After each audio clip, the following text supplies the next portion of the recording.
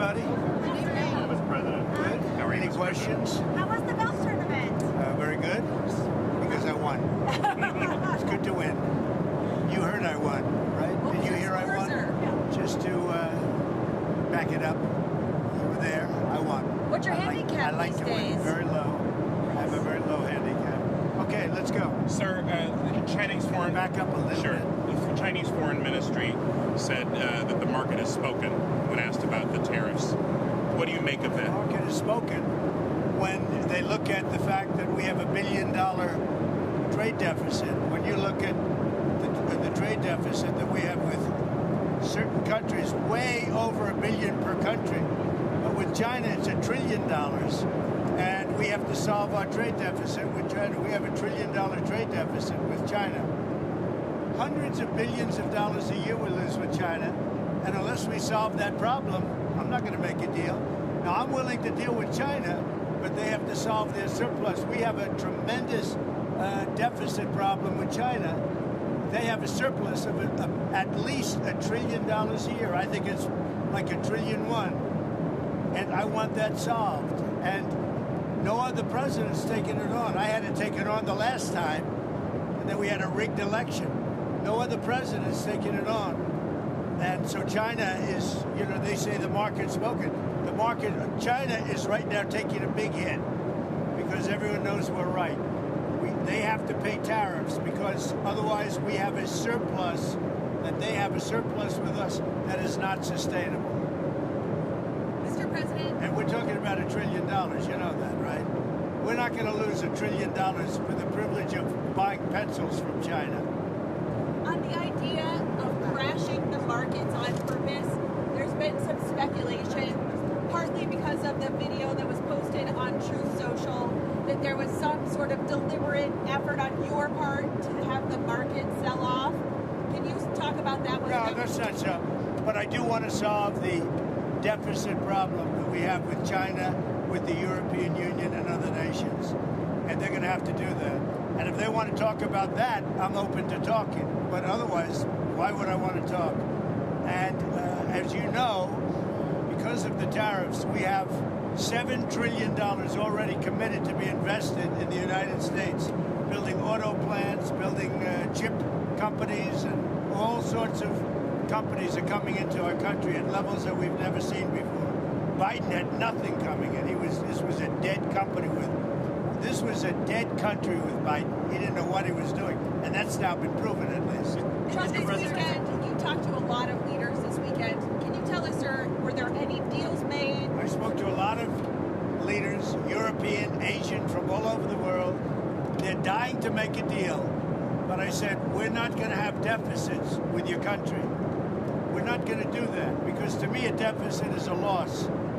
We're going to have surpluses, or we're at worst going to be breaking even.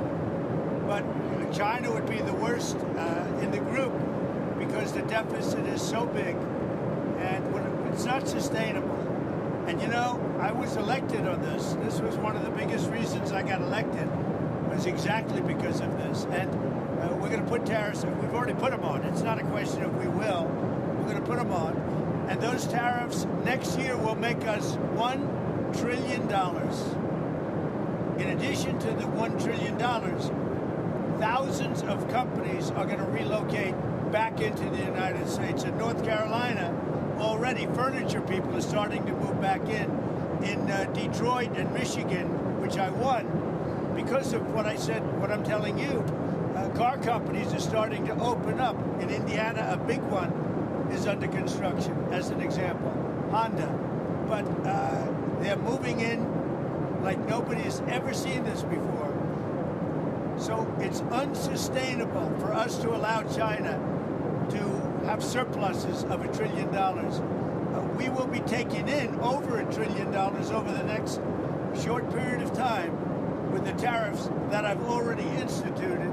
They're already in place. Now, what's going to happen with the market, I can't tell you, but I can tell you our country has gotten a lot stronger. And eventually, it'll be a country like no other. It'll be the most dominant country economically in the world, Mr. President, which is what it should be. Is there a Trump put though? Is there pain in the market at some point? You're unwilling to tolerate this idea of a think your question is so stupid. I mean, I think it's I don't want anything to go down, but sometimes you have to take medicine to fix something. And we have such a horrible, we have been treated so badly by other countries because we had stupid leadership that allowed this to happen. They took our businesses, they took our money, they took our jobs, they moved it to Mexico, they moved it to Canada, they moved a lot of it to China, and it's not sustainable. We're not going to do it. Now we have hundreds of billions of dollars is pouring into our country. On a monthly basis, it's pouring, it's already started because they put tariffs on. And eventually it's going to straighten out and our country will be solid and strong again. Elon Musk has said he hopes for zero tariffs between the U.S. and Europe. Is that a place you'd like to also get to? Well, the problem is that Europe has made a fortune with us. You know, Europe also has had a tremendous surplus with the United States. Europe has treated us, it's a little smaller, but they've treated us very, very badly. China has, but Europe has also. Europe has been very, very bad to us. Europe has taken our leaders for a ride. They don't take our cars. They don't take our food products. They don't take anything. And we take their cars, Mercedes, Volkswagen, BMW. You know, we take their millions of cars. They take no cars. They don't take our farm product. They don't take anything. Europe's treated us very badly. We put a big tariff on Europe. They are coming to the table. They want to talk. But there's no talk unless they pay us a lot of money on a yearly basis. Number one for present, but also for past. Because they've taken a lot of our wealth away, and we're not going to allow it to happen. Sir, have you talked to any tech leaders over the weekend about the tariffs? Yeah, I talked to the biggest in the world. I talked to the biggest of them all. Many of them, but I've talked to, I would say 4 or 5 that are considered the biggest. They don't, and you know what they said? We don't blame you. Who did you talk to? I don't want to say. I'll put it out. I may give it to you. NVIDIA CEO? I have to find out if they mind. You know, I don't know if that was a confidential call or not, but we had 5 or 6. I've spoken to many countries. They all want to do, just so you understand the power of what I'm doing. Every country is calling and being very solicitous of us. Very, very nice. They're being very nice. And we have to be able to justify. This is not sustainable. The United States can't lose $1.9 trillion on trade. We can't do that and also spend a lot of money on NATO in order to protect European nations. We cover them with military, then we lose money on trade. The whole thing is crazy. And I got elected on that basis. We explained it. You know, the American people understand it a lot better than the media. But the media understands it. And much of the media writes correctly about it, I must say. Sir, Okay. When are the next set of talks with Russia, and who will participate, and where are we in terms of making progress in terms of peace? We're talking to Russia. We'd like them to stop. I don't like the bombing. The bombing goes on, and every week thousands of young people are being killed. And it's a horrible thing that should have never started, would have never started if I were president, 100%. On the tariffs, is it a negotiation Who are you now? with? Bloomberg, sir. Is it a negotiation or rules of the road? Go ahead, another question, please. Sir, About TikTok. She asked too many questions. Sir, about TikTok, there was a report that there was about to be a deal, but China changed its mind because of the I'd tariffs. say it was largely true. The report is that we had a deal pretty much for TikTok. Not a deal, but pretty close. And then China changed the deal because of tariffs. If I gave a little cut in tariffs, they'd approve that deal in 15 minutes, which shows you the power of tariffs, right? Mr. President, former New Hampshire Governor Chris Sununu is saying that he'll win the open Senate seat in New Hampshire and that he has no doubt you'll support him if he runs. Is that true? True. I told him. He came to my office, came to the Oval Office, and met with Chris Sununu, and I support him fully. I hope he runs. He's been very nice to me over the last year or so. But no, I hope he runs. I think he'll win that seat. Sir, when we get into late summer, early fall, and people are doing their back-to-school shopping, do you think they'll have inflation to worry about at that point? I think there's not going to be. I don't think inflation's going to be a big deal because if you look at me, I took in hundreds of billions of dollars. This is not new to me. I took in during my 4 years hundreds of billions of dollars from China. And we also took in a lot of money from other countries, but in particular China, because it was just getting started. And we had no inflation. Who had inflation was Biden. Biden had the worst inflation in the history of our country. I had no inflation. We had a perfect country. We had no wars. I ended them all. I defeated ISIS. Everything was good.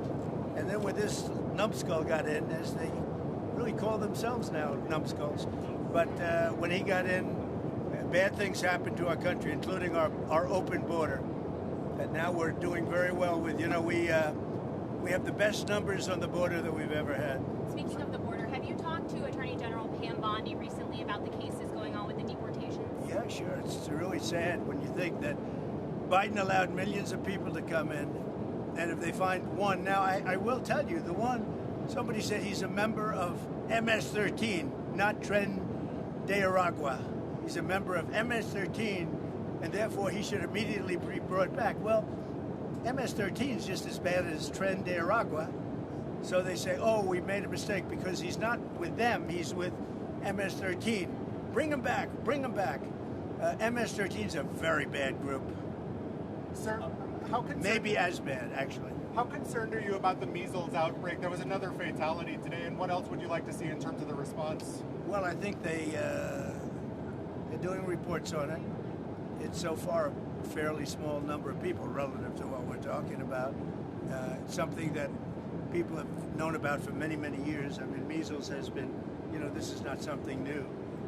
And we'll see what happens. But certainly, if it progresses, we'll have to take action, very strong action. El Salvador's president said on X that he'd been invited to the White House on April 14th for a working visit to discuss Tren de Aragua and MS-13 and other ways we can support each other, the U.S. and El Salvador.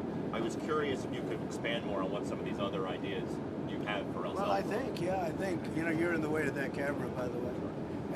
You should at least say that the camera operator should probably say that she's shooting the back of your head, I don't know why she doesn't say it. I have to say it instead. I have great respect for him. I know him. I've known him for a long time. He's a young leader, and he's very tough on crime. Very, very tough on crime. And in their system, their prison system, they spend a tiny fraction of the money that this country spends. So, but he is coming in, I don't know when, but he is coming in sometime over the next couple of weeks. What are you and Prime Minister Netanyahu going to speak about tomorrow? We're going to talk about trade, and we're going to talk about the obvious subject. You know what the obvious subject is? Do you have any news for us on the obvious subject? I'm trying to do trade just to keep it down. No, look, there's a lot of things going on with the Middle East right now that have to be silenced. We had no problem with the Middle East. Everything was done. We had no problem with Iran. We had no problem with anybody. And then you had October 7th. And that was all because Iran, as you know, was not giving money to anybody because they had no money.